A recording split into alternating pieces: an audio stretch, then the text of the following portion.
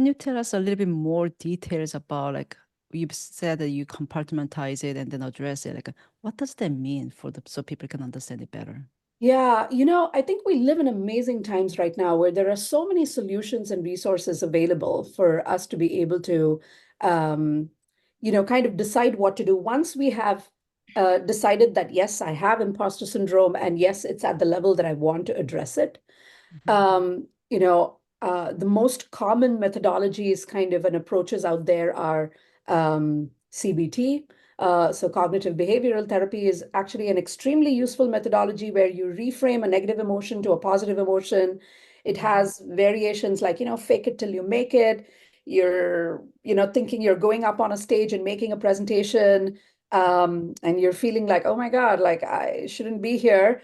There's this whole theory behind train your voice and train your mind to think differently. So tell Mhm. yourself, I'm excited, I can do this, and then your brain kind of like believes that it actually happens and your body responds accordingly.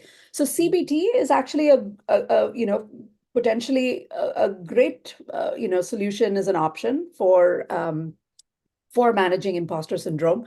Um, uh, I talked about compartmentalizing it, disassociating from the tasks, etc.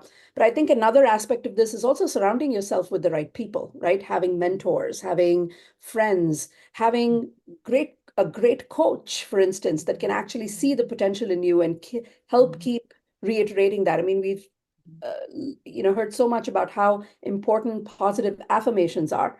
And imagine doing that on a daily basis. Imagine doing that on a multiple basis. Imagine having a coach that would actually help you get there in terms of setting that routine. So there are so many options available, Kim. I Mhm. think it's about kind of seeking those options. But I'll tell you what has worked personally for me, That'd be because great. everything will not work for everybody. So, and I did try the fake it till you make it, but I think my brain is wired in a way that is a little bit more simpler, organic, and straightforward, and kind of has Mhm. to be believable. So what I did was first actually recognize what are some of the advantages of having imposter syndrome in the first place. Mhm. What's the other side of the equation, right? Um, and for me, and it has been a couple of things. The first one is that I feel when you have imposter syndrome, or at least for myself, I feel I have a greater sense of awareness of where I am and what I feel. This is actually a good thing. Whether Mhm. we have a positive or a negative kind of like a voice, just the fact that you're able to feel something inside is actually a very positive thing that leads to greater sense of self-awareness.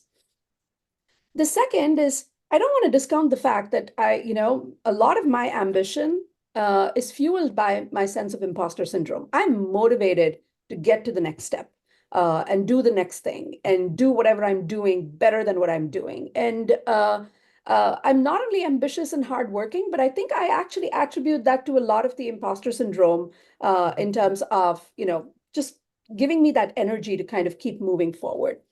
Um, and then importantly, when you know that you have these voices, I think I have been able to, as kind of like a leader, uh, establish greater empathy and connection with others who I feel have that same situation. And so when I, very tactically, like in a one-on-one, if somebody is a tad off or, feeling a little nervous, um, I am empathetic towards that situation. I put the agenda, for a minute aside and then just casually talk to them about how they're feeling. Mhm. And I find that that opens people more, that one normalizes things, and that really, encourages people to kind of like move beyond that.